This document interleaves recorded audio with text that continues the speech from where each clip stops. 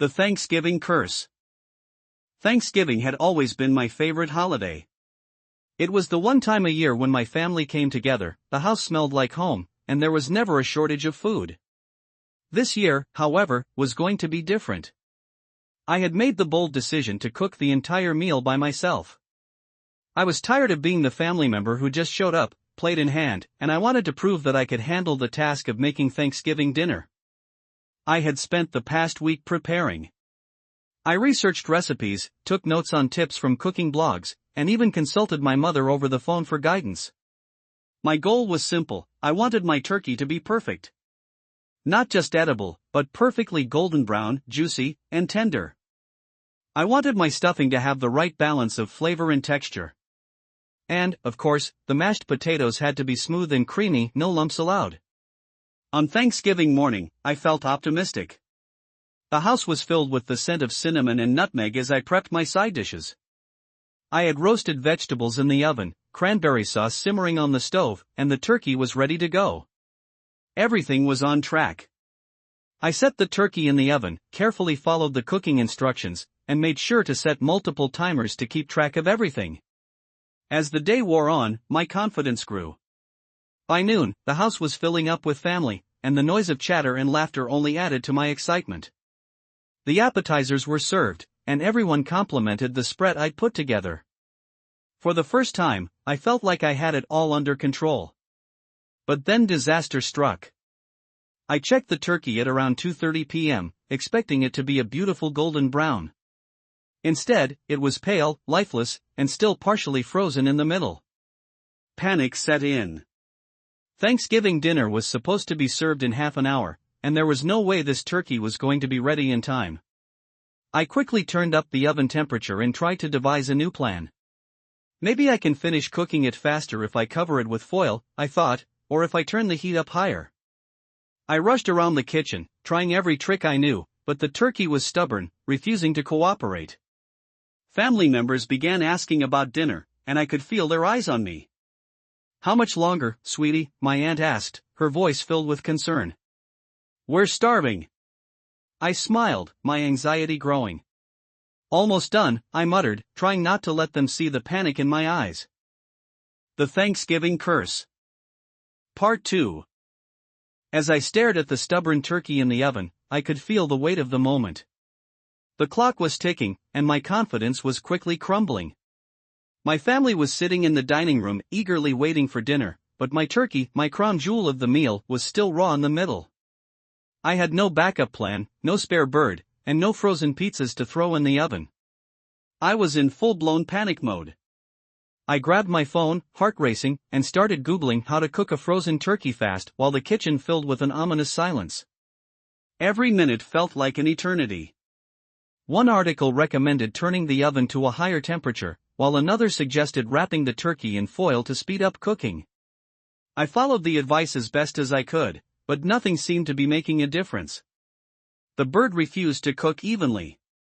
Meanwhile, my family was growing increasingly restless. My aunt had already opened a bottle of wine, and I could hear them chatting about everything but the food. I kept catching glimpses of their expectant faces as they peeked into the kitchen, trying not to let their stomachs growl too loudly. "Are you sure it's almost ready?" my dad asked, eyeing the oven. Yeah, it's almost there," I lied, offering a strained smile. My hands were shaking as I adjusted the temperature again. I felt like I was on the verge of a meltdown. At this point, my mind raced through desperate options. Should I throw in the towel and order a pizza? No, it was too late for that. I had to salvage this. But how? The answer came to me in a moment of clarity, or perhaps desperation. I sprinted to the freezer, dug through it, and pulled out a package of frozen chicken breasts. It wasn't perfect, but at least we'd have something to eat. I quickly threw them in the pan, seasoned them with whatever I could find, and set them on the stove. The turkey might be a lost cause, but at least I could make some decent backup protein. As the chicken cooked, I checked the turkey's temperature. Eventually, it reached an acceptable level. It wasn't golden brown, but at least it was cooked. I plated the chicken and turkey together, hoping no one would notice the switch. "Dinner's ready," I announced, my voice filled with a forced cheer. They cheered, relieved to finally eat. And as we sat down, I realized something important: it didn't matter if the turkey wasn't perfect. What mattered was that we were all together, sharing a meal and laughing through the mess. The Thanksgiving Curse. Part 3. As we dug into our somewhat unconventional Thanksgiving dinner, I couldn't help but feel a little relieved. Despite the turkey disaster, the chicken wasn't half bad, and everyone seemed to be enjoying it. The side dishes were as good as I had hoped, and the mashed potatoes were a hit, though I couldn't take full credit for them, since they were made from a pre-packaged mix. The laughter around the table made me realize something important. The food might not have been perfect, but the holiday wasn't about the perfection of the meal. It was about the people you were with, the moments you shared, and the ability to laugh at the mishaps along the way. As everyone dug in and exchanged stories, I started to relax. Honestly, this chicken is better than I expected, my cousin Sarah said, looking at her plate with a smile. I thought you were in serious trouble when you said the turkey was still frozen. Yeah, we were all a little worried, my aunt added, taking a sip of wine.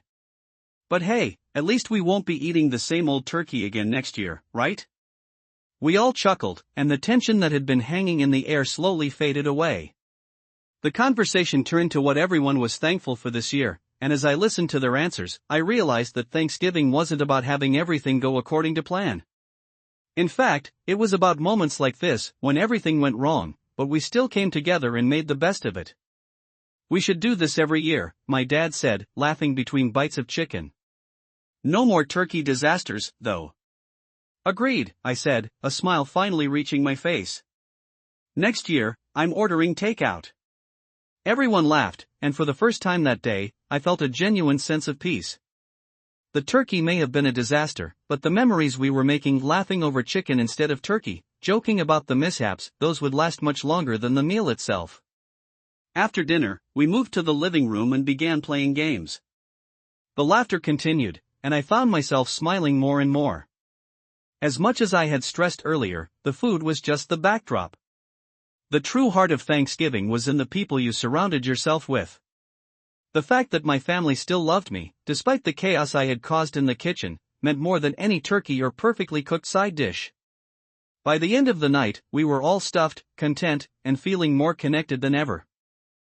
The Thanksgiving Curse. Part 4. As the night wore on, I found myself feeling a bit lighter. The stress from earlier had finally melted away, replaced with a warm sense of gratitude.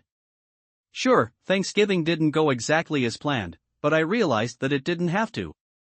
The moments I shared with my family, laughing at my cooking blunders and talking about what we were thankful for, were what truly made the day special. Later that evening, as we all gathered in the living room for dessert, I caught my mom's eye.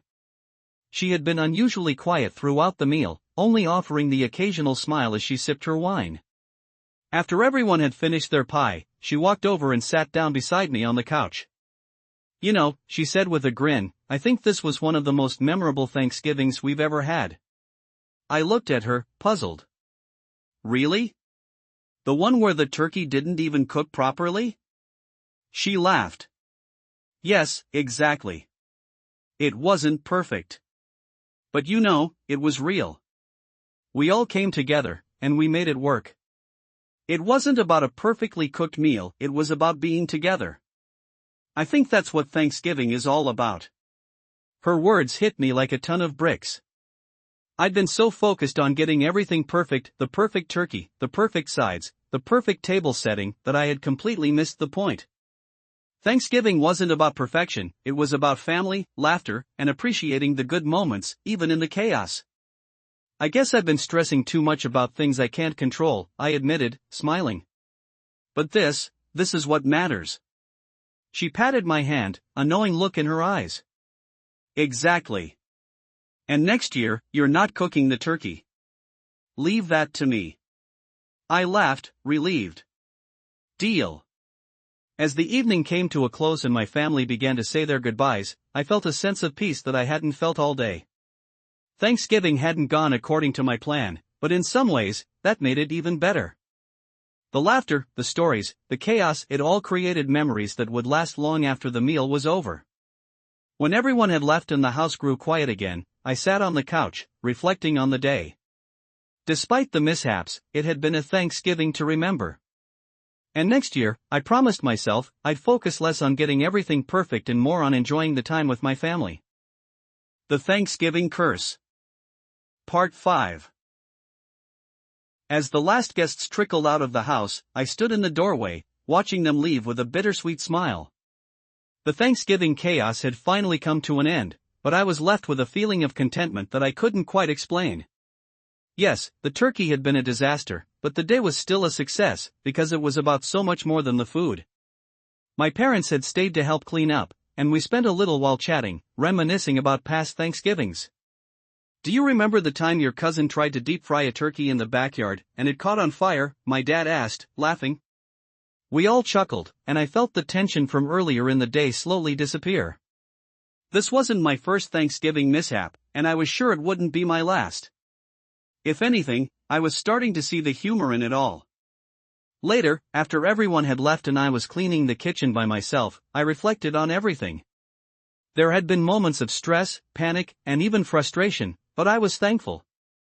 I was thankful that my family was understanding, that they pitched in when needed, and that we could laugh about the mishaps.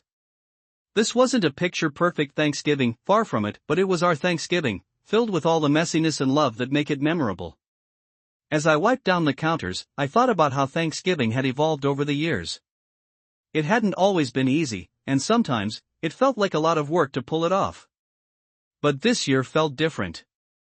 In the past, I had obsessed over every detail, trying to make sure everything went off without a hitch. I'd learned the hard way that no matter how much you plan, something will always go wrong. But now, I had embraced the imperfections.